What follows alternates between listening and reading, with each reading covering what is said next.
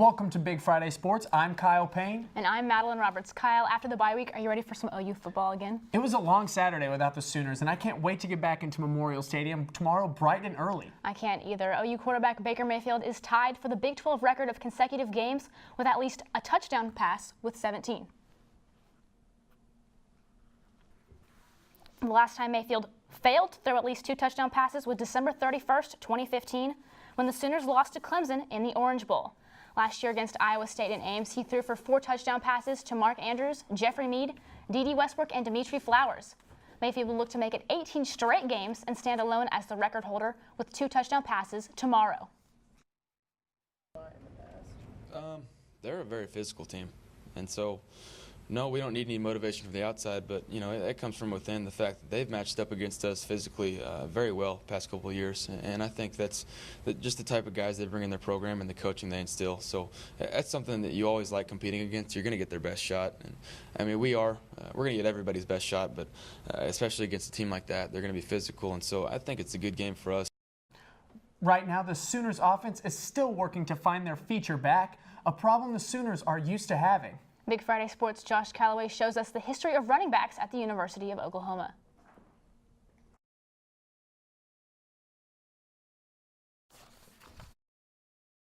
Besides OU taking on the Cyclones this weekend, West Virginia will head to Fort Worth to take on College Game Day host TCU, and Kansas State takes on Texas in Austin. And last night, another ranked team lost in the college football world. Number 17 Louisville fell to the number 24 ranked NC State Wolfpack. The NC State defense contained reigning Heisman Trophy winner Lamar Jackson, and the Wolfpack quarterback Ryan Finley threw for 367 yards and a touchdown to lead his team to its first 3-0 start since 2002. And still to come on Big Friday Sports, we give you our keys to a Sooner victory tomorrow against Iowa State. And Jose Altuve made history last night. Stay with us. Well, if you're planning on heading out to the game to see Iowa State Iowa State and the Sooners game, it's expected to be very nice. We're having a system that moves through, and it's going to bring our temperatures in the mid-70s, but clouds will be decreasing. But it'll be a nice breeze, northwest winds, so we'll see that cooler air coming in for the game. So back to you guys at the desk. Thanks, Brian.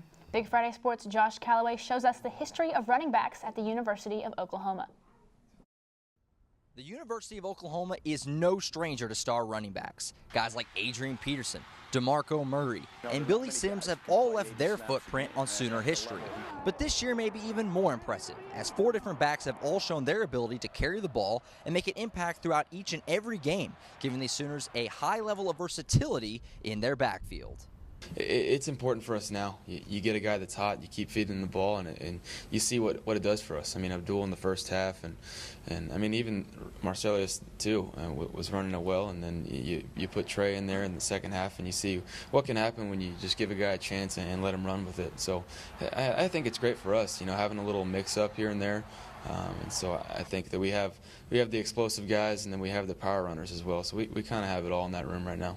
Abdul Adams and Trey Sermon have definitely been the most impressive of the group, but Coach Lincoln Riley isn't ready just yet to proclaim them the 1 and 2 backs going forward.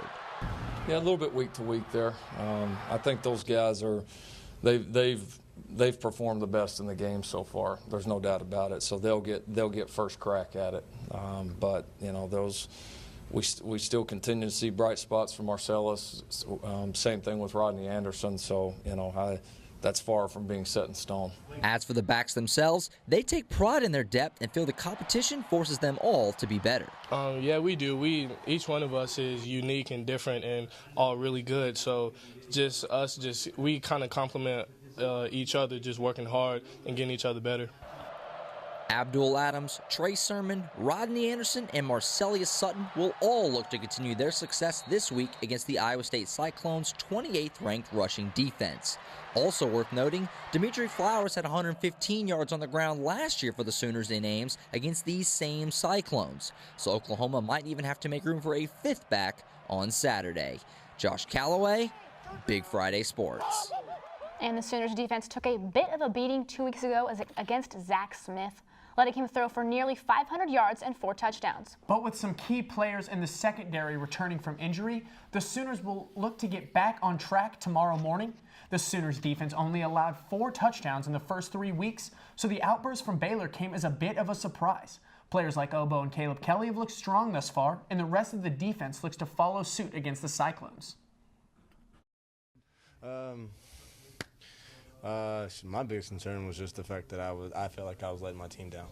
I wasn't worried about me getting back to health. I mean, I was, just so that I could, Well, he's still developing as a player. That, I think the suspension hurt his development.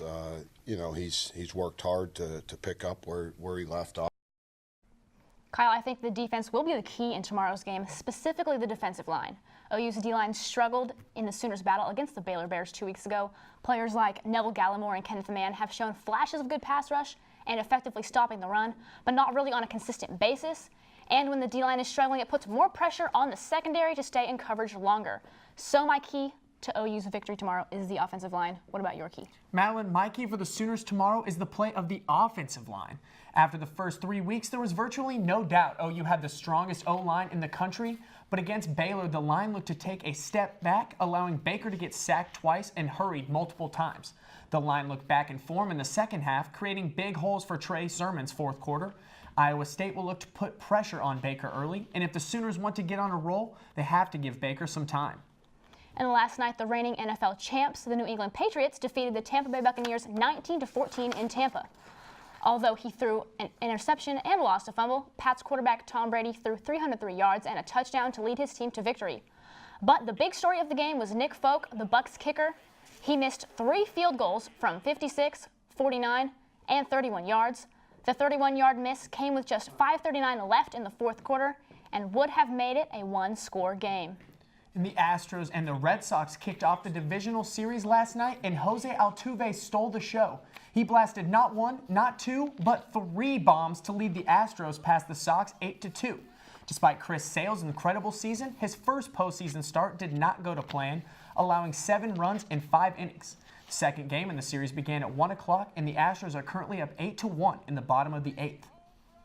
Thanks for watching Big Friday Sports from the campus of the University of Oklahoma. We finished tonight with highlights from last year's big game in Ames.